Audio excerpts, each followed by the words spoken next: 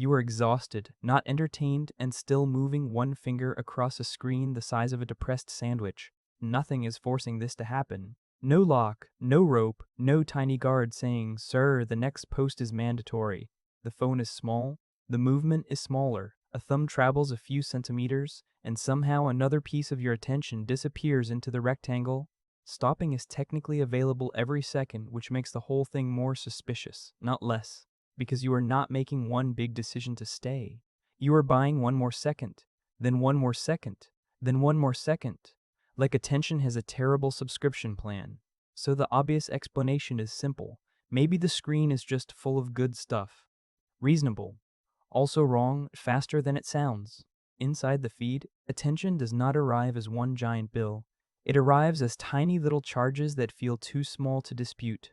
One card ends, and another is already peeking in from the bottom, like the screen has politely refused to develop an ending. That is the operating rule. Each swipe costs almost nothing, so each swipe also feels like it barely counts. Nobody sits down and calmly decides, "Excellent, I will now misplace a full hour into rectangles." They decide not to stop for 3 more seconds. Then 3 more. Then 3 more. Then 3 more. Very professional behavior from the attention department. And at global scale, those little seconds are not little. The typical internet user spends about 2 hours and 21 minutes a day on social media, or 18 hours and 36 minutes a week. But from inside the moment, it does not feel like 18 hours. It feels like one card, one thumb movement, one tiny delay in putting the phone down, which makes the next question sharper. What is that tiny swipe actually buying? What the swipe is buying is not guaranteed happiness. That would be too clean, and the internet has never been accused of being clean. It is buying a chance. Maybe the next card is funny, maybe it is useful, maybe it is comforting, shocking, weirdly specific, or exactly the thing your brain did not know it wanted. The important part is that it does not arrive on a schedule.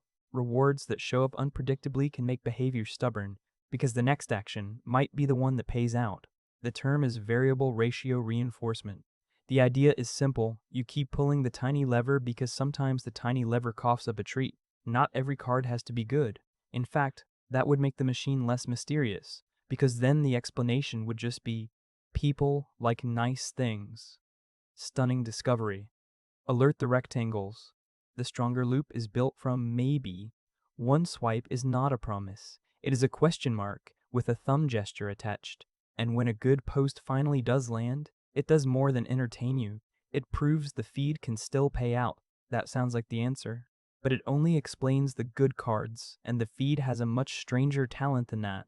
And this is where the good stuff explanation starts wobbling, because the feed does not need every card to be good. A boring card also works, because boredom on a feed is not a wall. It is a paper curtain with a swipe arrow on it. You do not have to sit with the boring thing. You can fire it into the digital basement and ask for another one. And a bad card can push the loop too, because now the next swipe is not chasing pleasure, it is chasing relief. Not funny. Next. Not useful. Next. Annoying. Next. The thumb becomes a tiny complaints department with unlimited paperwork. So the strangest part is not that good posts keep you there.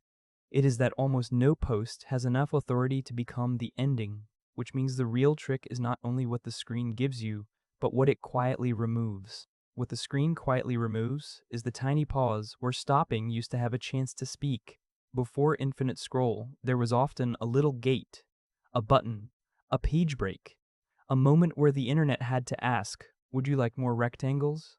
Tiny question. Huge job! Infinite Scroll, usually credited to designer Asa Raskin in 2006, began as a usability fix. Less clicking, less waiting, fewer little interruptions. And that is the annoying part. It did not have to be evil to be powerful. Some of the most effective traps in human history started as conveniences with good posture. The mechanism is simple. When one card runs out, the next one is already there. So, do you want to continue? Stops being a question you actively answer and becomes a thing the screen assumes unless you interrupt it. Not hypnosis, not mind control, just a missing speed bump. Stopping still exists, but now it has to fight its way into the moment after the next card has already arrived, wearing a tiny hat that says, maybe.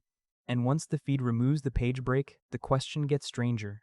What happens when a system also removes the feeling of enough? So the real question is not why someone chooses more.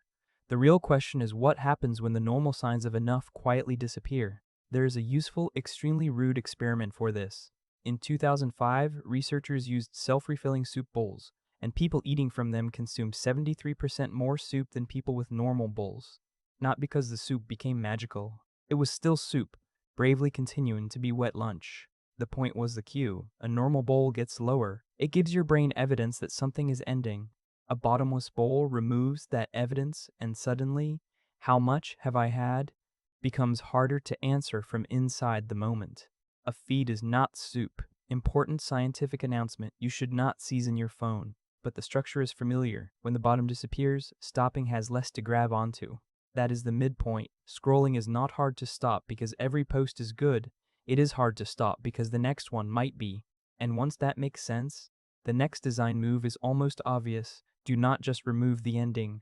Start the next thing for them. Once the feed learns to hide endings, autoplay is the next very logical little menace. Now the question is no longer, do you want another? It becomes, another is beginning. Much smoother. Much ruder. YouTube's own help language says that when autoplay is on, another related video will automatically play after a video ends. That sentence is almost boring, which is why it matters. The whole trick is hiding inside the word automatically. The viewer can still stop. The skip button may still exist. Choice has not been deleted from the universe, but the next decision has been softened. Instead of choosing more, you now have to interrupt more that has already started. And when researchers disabled autoplay in a Netflix experiment, average daily watching and session length went down. Ofcom found the same kind of shift in behavior. With autoplay, skipping fell to 16%, meaning more than 8 in 10 participants started watching the clips. So the machine does not need to chain you to the chair. It just needs to make continuing arrive slightly before stopping does. But the machine does not only wait politely inside the app, wearing its little rectangle uniform. Sometimes it reaches outward first. A notification is not just information. It is a tiny demand dropped into the room, like your phone has cleared its throat and would like to ruin a perfectly decent thought. Studies have found that phone notifications can disrupt attention even when people do not actually pick up the phone. That matters because the loop can begin before the feed is even visible. First the bubble appears, then the phone gets checked, then the feed is right there, already holding the little tray of maybe, and turning notifications off can help.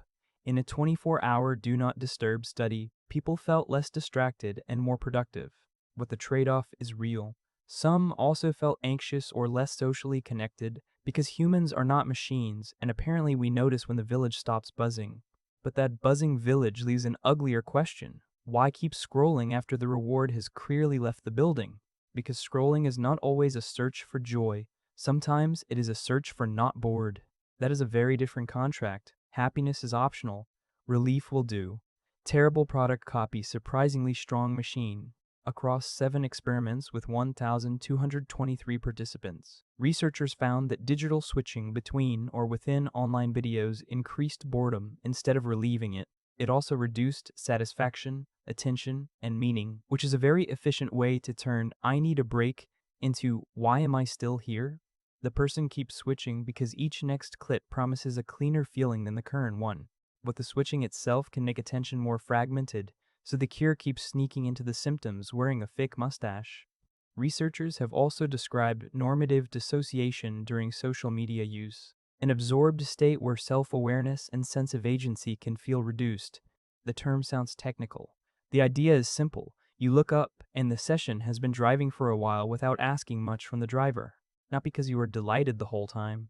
Because boredom, avoidance, habit, checking, and maybe next all know how to share a steering wheel. And if pleasure is not required, then regret cannot be explained by time alone. So regret is not just a stopwatch problem. It is not always, I used too much time. Sometimes it is, this became a different thing than I meant. A 2026 In the Wild study found regret was predicted more by the gap between intended and actual use than by session length alone, which is very human. The same 20 minutes can feel harmless, or like a tiny raccoon stole your evening plans. Scrolling feels worse when it displaces something that mattered more: sleep, rest, work, a message you meant to answer, or just being a person, not shaped like a comma over a phone. The study found regret was stronger when scrolling replaced a valued alternative. especially at night and after productive activity.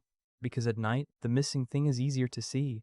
The room gets quiet, the phone keeps going, and sleep sits nearby like an unpaid intern. There's also the problem of remembered intentions. In one short-form video experiment, people were worse at remembering to carry out intended actions after interruption. So the regret is not simply that time passed. It is that the feed quietly edited the plan while the person was still inside it. At this point, the feed is no longer just a row of posts. It is a system of small advantages for continuing. Infinite scroll removes the pause. Autoplay starts the next thing. Notifications pull from outside. Recommendations keep restocking the shelf.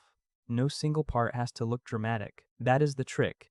The machine is mostly made of tiny conveniences standing very close together. In February 2026, the European Commission preliminarily found TikTok in breach of the Digital Services Act's over addictive design. The features it named were not mysterious brain lasers. They were infinite scroll, autoplay, push notifications, and personalized recommendations. It also warned that continuously showing new content can push users toward autopilot mode, which is a very official way to say the thumb has become management. So the system lowers the cost of continuing and raises the cost of noticing that you are continuing. It does not need chains. It just needs stopping to arrive late, tired, and slightly inconvenient. So we return to the tiny motion from the beginning. One tired person, one small phone, one thumb hovering like it has been promoted without training. The thumb is not stupid. The person is not uniquely weak. The action is just happening inside a tool built to make one more feel almost free. Old reward learning, novelty, uncertainty, missing endings, outside triggers, low friction, all of it stacks behind a movement so small it barely looks like a choice. And that is why scrolling feels strange. The body can still stop, but the system keeps making continuation arrive first. No chains. No villain monologue. No tiny guard in the phone. Just a smooth little machine asking the same question in different costumes. Maybe one more, maybe one more, maybe one more, and the thumb becomes a tiny employee working inside a casino made of maybe